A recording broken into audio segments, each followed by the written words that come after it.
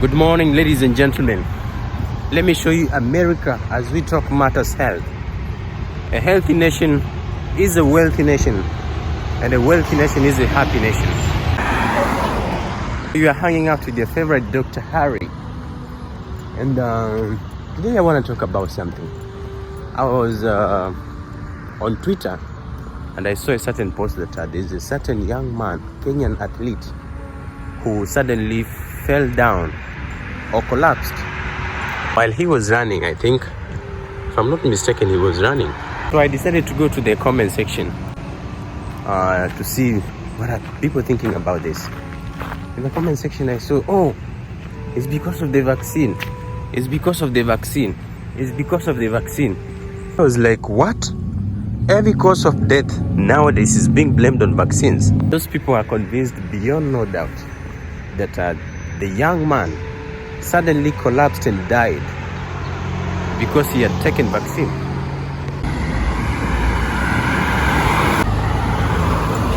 Recently here in America, LeBron James' son, Bronny, suddenly collapsed during a basketball practice.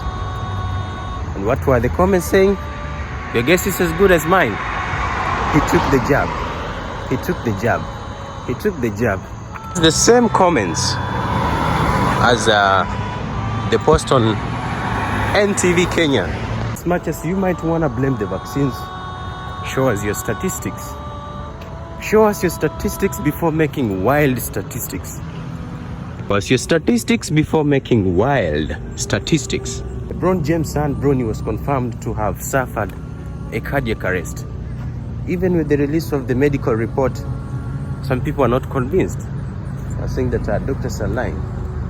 They know what really caused the sudden collapse of this young man.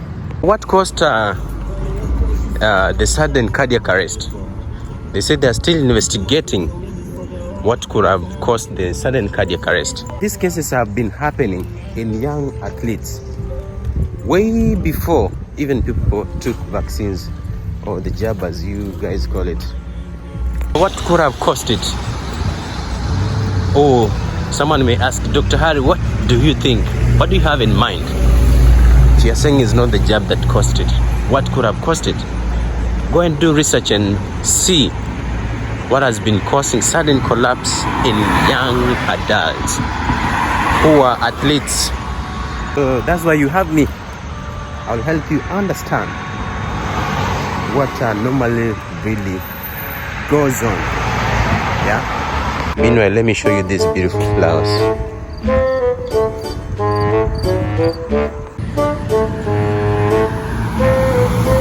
I need to cross to the other side because I wanted to take this road.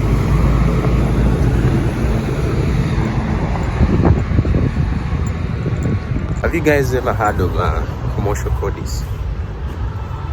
Because when a player is hit with the ball, those players that play baseball, hockey, cricket, that the ball is so hard.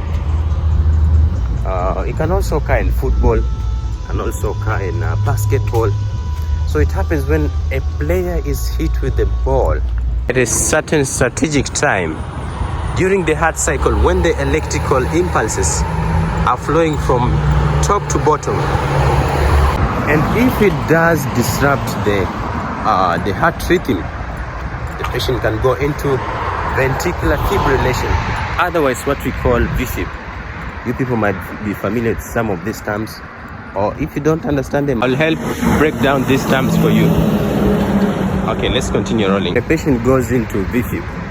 It might cause inadequate heartbeat, which we call cardiac arrest, or loss of heart function, which we call sudden cardiac death. I'll help you understand more as we progress. That's how cardiac arrest occurs with commercial codies. So what about these athletes who engage maybe in long distance running, short races? Why do they suddenly collapse? Another culprit that I'm thinking of is called a hypertrophic cardiomyopathy, and is the common cause of sudden collapse in young athletes who are active. Calm down, calm down. Don't be scared, because I'm here to help you understand these terms. So let's break it down. We said hypertrophic cardiomyopathy. What do you understand by the meaning of the word hyper? If you say someone is hyper, what do you mean? It usually refers that or means that someone is overactive, energetic, or in other words, hyper means that something is in excess. So the other word was trophic. I'm breaking this down bit by bit for you to understand. Trophic means either thickening or thinning. Don't forget that. Trophic is thickening or thinning. In this case, because we are talking about hyper, there's increased activity, and combining with the word trophic, it will not mean thinning, it will mean that thickening. Because there's a hyperactivity, it will mean that I was waiting for the car to pass. So it will mean that there's some sort of thickening. What is this that is thickening? We now go to our second word, cardio. When you hear something to do with cardio, it means heart. Don't forget that. Cardio means heart. So the word cardio in cardiomyopathy, cardio means heart. And then we have the other word is myo. Myo means muscle. Cardiomyopathy. And what about pathy? Pathy is a pathology. Pathology is simply anatomy or physiology that has gone wrong. That is what pathology is. Or pathology is a disease. I've now broken down our words. Let's now put them together in layman's language. So, hypertrophic cardiomyopathy is a disease of the heart that involves thickening of the heart muscles. I hope now you understand. It's a disease of the heart that involves thickening of the heart muscles. By the way, we are on Harford Road. This is Harford Road in Baltimore, Maryland. The environment looks beautiful. That's why I wanted to do a video along this road. Yeah. The disease that occurs as a result or due to thickening of heart muscles. Are we together up to that point? Let's roll, or let's continue. How do these muscles thicken? That's a good question. So, what happens when there's a hyperactivity of skeletal muscles? Skeletal muscles are muscles that are attached to your bones. They are called skeletal muscles. So when there's a hyperactivity of skeletal muscles, what happens? When you go to the gym to exercise, carry weights, lift dumbbells, you lift those heavy weights, or when you go to the gym and frequently exercise, carrying those dumbbells, you gain muscle, right? Or they increase in size. Start looking like Dwayne "The Rock" Johnson, Arnold Schwarzenegger, or John Cena. Yeah, you have big arms, big muscle. That's what happens when you exercise your muscles. Carry big weights. Yeah, or when your muscles are overactive. The heart is also made of muscles. These muscles are called cardiac muscles. Yeah. In young athletes, because they engage in strenuous exercises like running. Yeah. Someone is running maybe, let's say, 42 kilometers. Yeah. Look at that car. How did I miss it?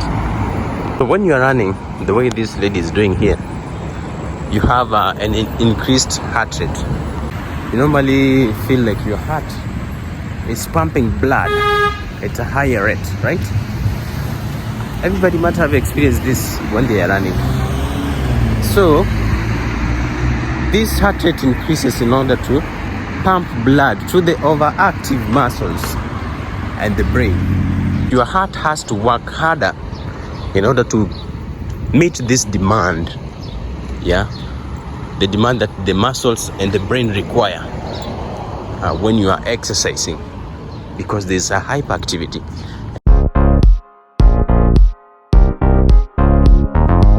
So this is a Hamilton Family Dentistry. Might be a doctor's office or dentist. This is a Harford Road Dialysis Center. So they do dialysis here. That there's plenty of medical information that is knocking my way as I walk. But let's stick to our topic today. Beautiful neighborhood. Let's continue rolling. The heart muscles are overworking. Just like skeletal muscles, when you overwork them, they increase in size. Your heart muscles also to increase in size, especially the left ventricle. What is the function of the left ventricle? It is the heart chamber that is involved in pumping blood for longer distances to the rest of your body. Pumps blood with a greater force. So your heart muscles will also want to look like Arnold Schwarzenegger. They don't want to be left behind. Also want to look like Dwayne "The Rock" Johnson. Yeah. Dr. Harry just told us how these muscles increase in size, but you haven't told us how they cause sudden death in athletes. How do they cause sudden death in young athletes? Okay, I will help you understand too. Because of the increased size, it means that the amount of blood that is supposed to be held at the left ventricle to be pumped to the rest of the body and the head will be decreased. The space that the blood was supposed to occupy has already been replaced by a thick muscle. This will decrease what we normally call stroke volume. Yeah, the amount of blood that is pumped out of the heart during each systolic cardiac contraction. Let me cross first. My safety comes first.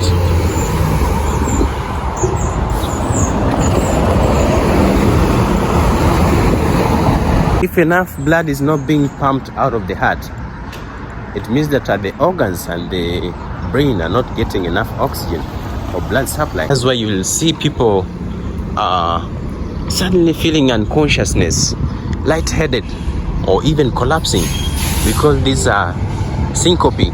Syncope only occurs for about 30 seconds, so it might be a sign that something serious is going on. Yeah, because there's no enough blood supply to the head, so someone may feel unconscious for about 30 seconds and they may regain their function. It is familiar to me. Road work ahead. Trust.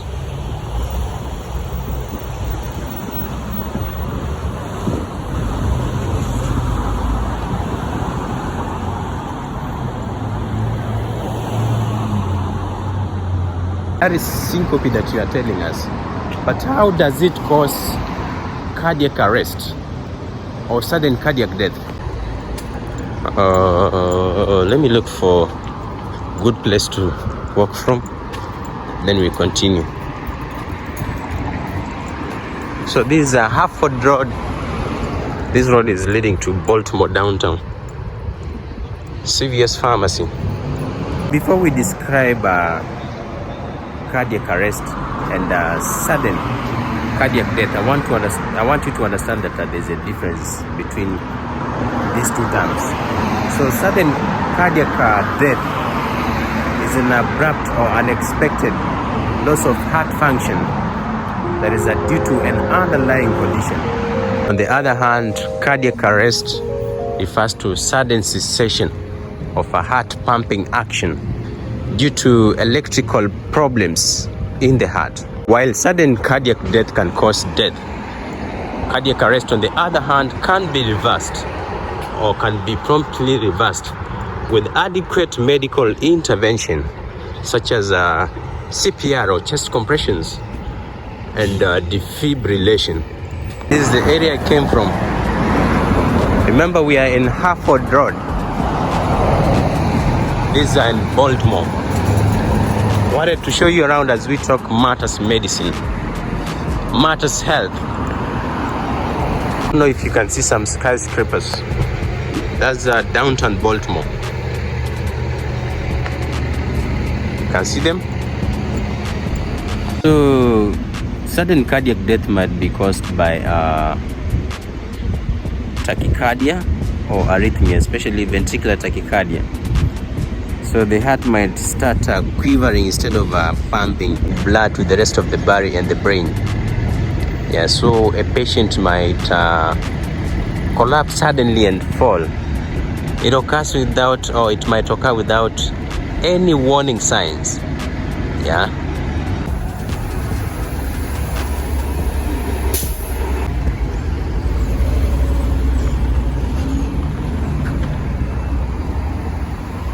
I think it's time to continue rolling.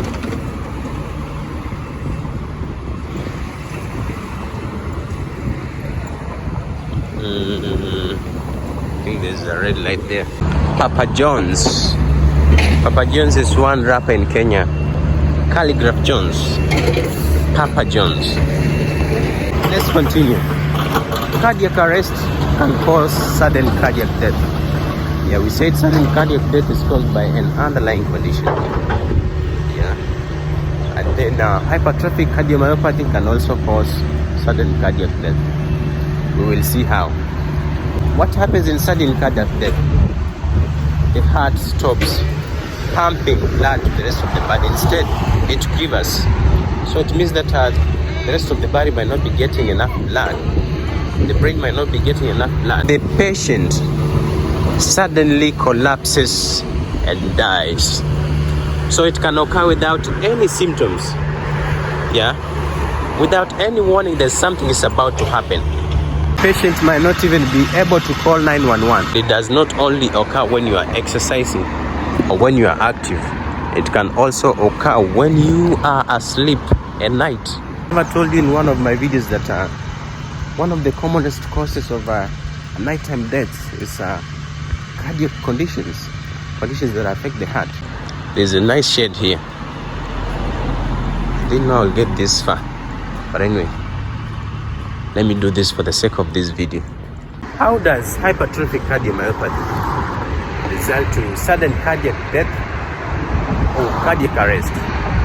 Number one, there's something called arrhythmias.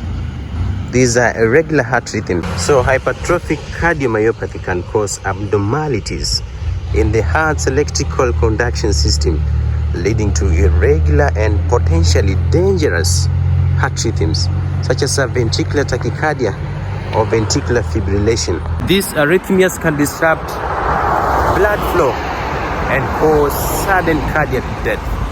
That is one cause. Number two, obstructed blood flow. As the heart muscle thickens, it can obstruct blood out of the heart during exercise or exertion. It can cause sudden severe decrease in blood flow to body organs or the brain, triggering an arrhythmia or cardiac arrest.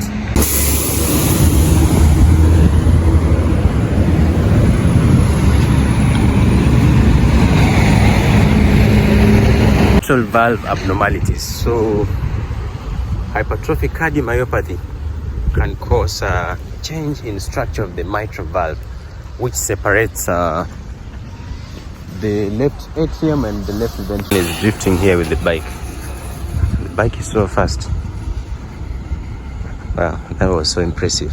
Hypertrophic cardiomyopathy can cause abnormalities in the mitral valve or structure of the mitral valve. This is the valve that separates the left atrium from the left ventricle.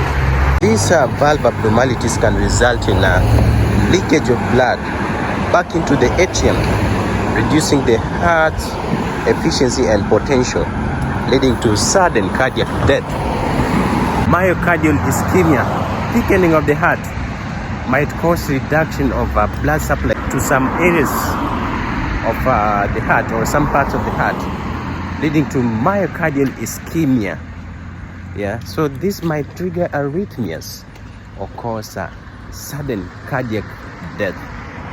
Number 5, we have genetic factors.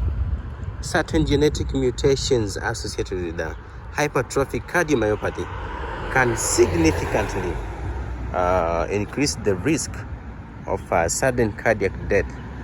One such mutation affects the protein that helps regulation of heart muscle contraction, making the heart prone to arrhythmias and sudden cardiac arrest.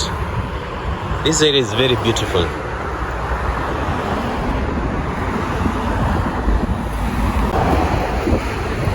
Let me cross this road first, then we can proceed with our discussion.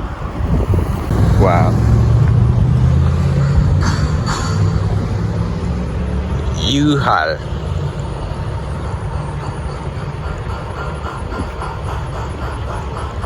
London disability need help with social security disability. Regular monitoring, early diagnosis, prompt or appropriate treatment of a hypertrophic cardiomyopathy can reduce the risk of a sudden cardiac death in young athletes.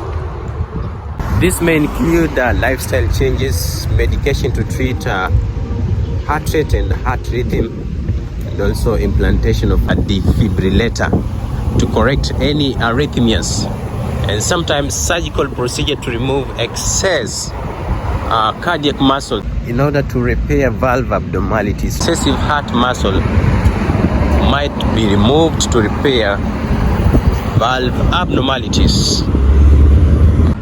Moravia Cold Spring, or is it Moravia Cold Spring? It is important for individuals with hypertrophic cardiomyopathy to undergo regular evaluation and adhere to treatment in order to prevent any event of sudden cardiac death or cardiac arrest. I've seen some sports clubs, schools having that initiative of screening young athletes before they participate in any sporting activity. Yeah, that's a good initiative and can help detect cardiac abnormalities and prevent these sudden deaths that we have been seeing in young athletes. And also I think it's important for every sporting club, schools, to educate people on how to do CPR, and also they should have automated external defibrillator in those institutions, and they should also be taught how to use them. This can help save many lives. Remember, it only takes 4 minutes for brain damage to occur when there's no enough blood supply to the brain. Brain parenchyma is particularly sensitive to low levels of oxygen. And after 8 minutes, or if it occurs for about 8 minutes, there's no guarantee of survival.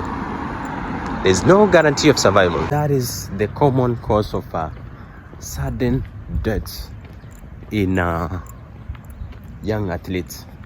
I hope you now understand. So next time when you hear such cases, don't just throw wild statistics that it's because of the jab or they took vaccine. Show us your statistics before making wild statistics. That's the benefit of watching Dr. Harry's videos. Who would have taught you this? Who would have taught you this? Wow, this shed came in handy. I normally see some lake somewhere here. Maybe I should go and try and find out where that lake is. Just hoping it's not a private property.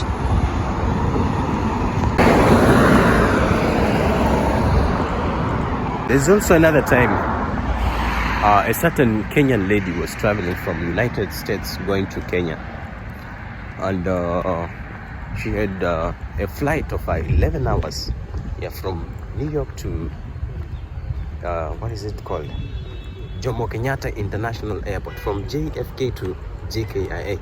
11 hours. And then along the way, this lady suddenly died during the flight. When the case was posted on Twitter, people also started claiming it's because of the vaccine. It's because she took the jab. You blame every death on vaccines. Maybe it's the right time also I talk to you about what could have happened and what normally happens. So according to statistics, most deaths that occur on a plane occur as a result of pulmonary embolism. Don't freak out, that is a medical term and I will break it down for you. An emboli is an object that is carried in the bloodstream that has lodged in a vessel, causing obstruction. The types of emboli we see are blood clots, we also see fat emboli, and also there's air embolism. In this case, the pulmonary embolism might not have been caused by air embolism or fat embolism. One culprit is mostly responsible. We call this a deep venous thrombosis. Confuse between a thrombus and an emboli. So a thrombus is a blood clot that has formed in the blood vessels, especially in your legs. And an emboli now is the thrombus, or let's say any other object that has moved from the original site. Yeah, let's say if it's fat, it has dislodged and moved to other part. If it's air, it has moved from the original site to another part of the body. Emboli now is a thrombus that has moved from its original position. Yeah, and I said an emboli might be a blood clot or a thrombus. It might be fat, it might be air, or any other object inside your bloodstream that has moved from the original site or position that it was before. So your leg muscles, otherwise called the calf muscles, they normally help to return blood to the heart. They normally help in returning blood to the heart. So when they contract and relax as you walk, in that process they help squeeze blood back to the heart. So in your veins, you have something we call valves. So once the blood is squeezed up, there are valves that are closed in order for the blood not to return back to the legs. So as you move around, your calf muscles squeeze blood from the legs going back to the heart. So they help in returning blood back to the heart. So you are in a plane seated for long hours, 11 hours, imagine. A flight of 11 hours. Your calf muscles are not moving. What will happen? Blood return to the heart will be somehow affected. We cross this road. There's a truck coming.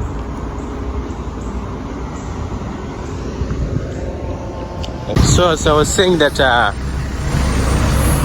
decreased activity of calf muscles might affect circulation.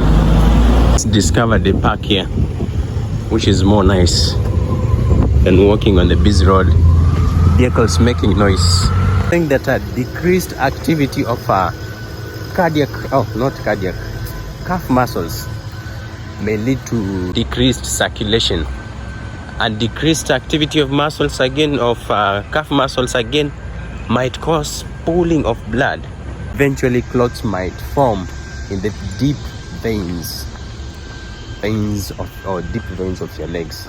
I don't know why you have tiny flies here disturbing me. I don't want to get a strange disease from these flies. Oh. It looks so serene, quiet, no activities. There's a lake somewhere here. There's a lake somewhere here. Let me try and find it. There's a certain caterpillar here.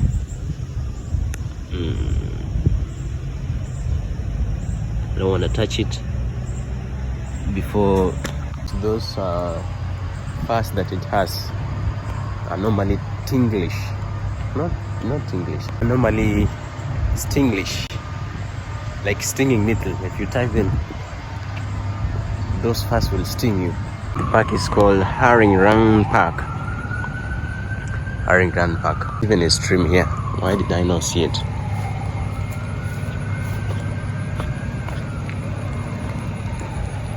There's a stream. I think where it's leading to is where the lake is. It's flowing from up there, going down this side. Let's proceed. The lack of movement hinders the natural ability or pumping function of calf muscles, which normally helps in propelling blood back to the heart. For too long can cause blood to become more sluggish and also increasing the likelihood of clots forming or formation of clots. So when there's a sluggish flow of blood or slow flow of blood, we call this stasis. So prolonged sitting can cause stasis of blood, particularly in your lower extremities or in your legs. This increases clotting factors in the affected area. Clotting factors are activated and may initiate a series of biochemical reactions. I hope you're getting me up to that point. I know it sounds more medical, but I have to do this in order for you to understand what happens. These biochemical reactions are initiated. They will ultimately lead to formation of blood clots. As blood clotting factors are activated, they stimulate conversion of a certain protein called fibrinogen into fibrin. Fibrin forms a mesh-like structure which traps platelets and forms the basis of a clot or a thrombus. Let's see what is here. I hope you're with me up to that point.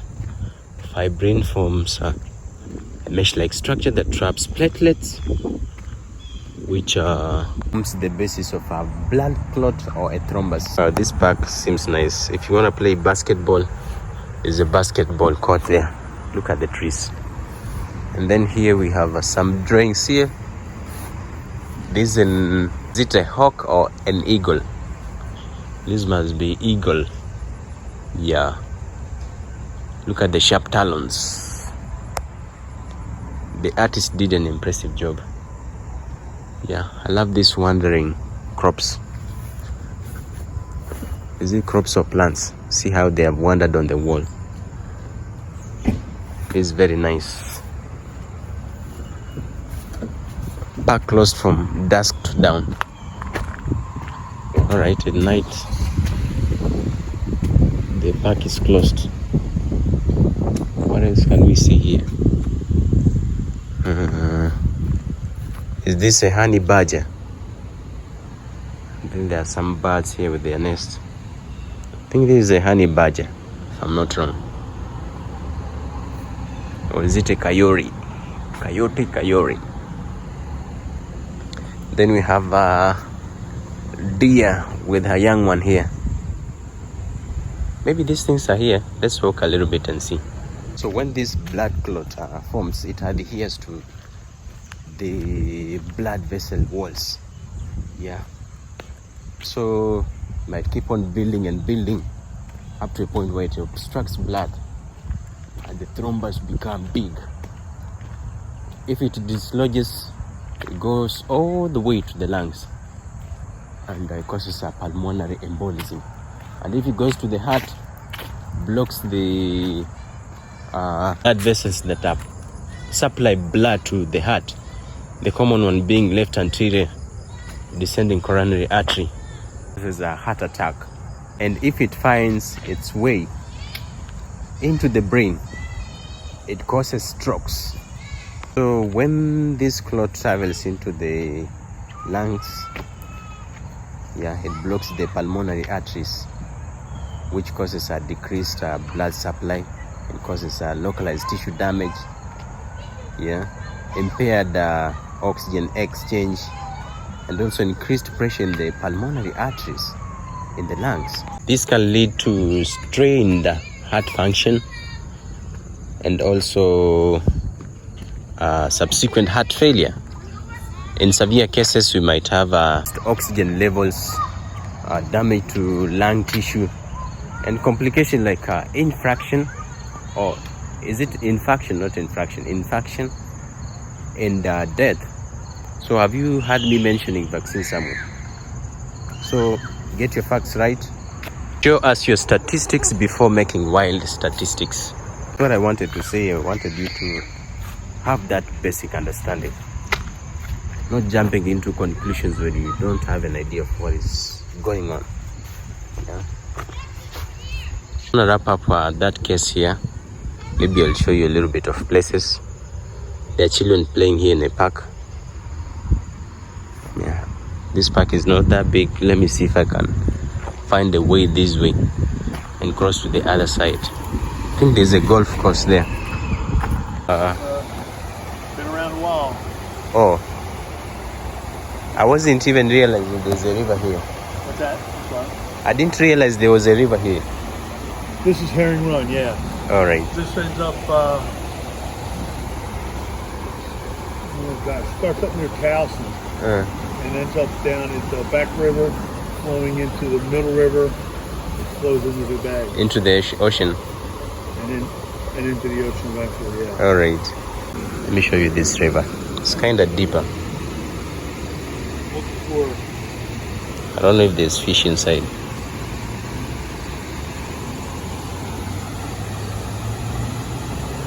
Is that a flamingo or something?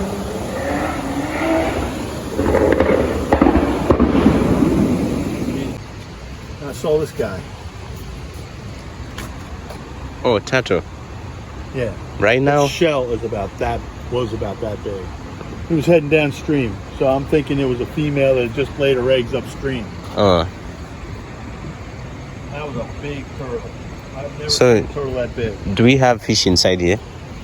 Yeah, they're fishing here. All right. Is it allowed to fish? You can.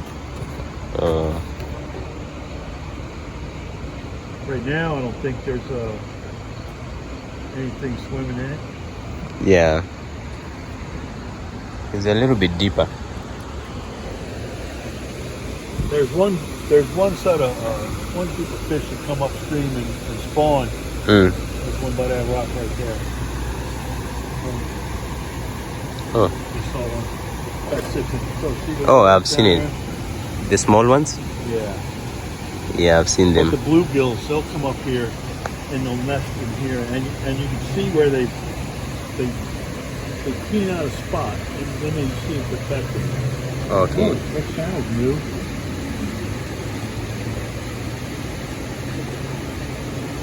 Every time we get heavy rains, I'll stop here and look Yeah. at that rock. It shows me how much it's changed.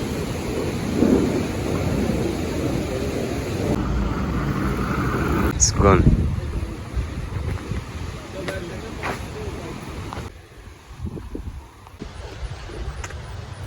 It looks beautiful. Oh yeah. Yeah. You come here in January.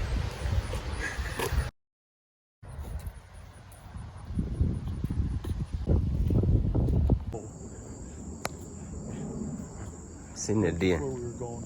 Under there. How you doing? Hello, Mr. Deer. Look the way it raises its ears. So curious, who are these people? Or which creatures are these? So the old gentleman gave me a nice tour throughout the park. And I think I'll come another day to explore more. Yeah. So through hanging in this park, I just made another friend. To wrap up and finish my video, in order to prevent deep venous thrombosis or pulmonary embolism while traveling for longer distances, ensure that you are well hydrated. At least once in a while, move around, go to the toilet to relieve yourself, wiggle your feet, try to move them around.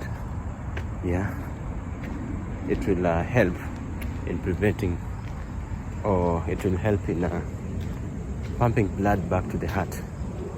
Yeah, and as a result, you'll be preventing formation of clots or a thrombus. So try as much as possible to make yourself mobile, move your feet. Yeah, that is it, and I want to wrap it here. Let me meet you in the next one. Bye. Out of my curiosity, I decided to come and see what is out here. I'll follow this road and see what I will get to see this side.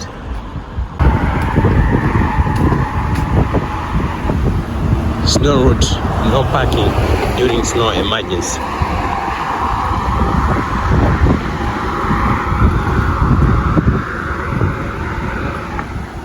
I think it's just this river, and I should be rolling back. Shall come to explore more sometime or some other time. I'm tired, let me go back home.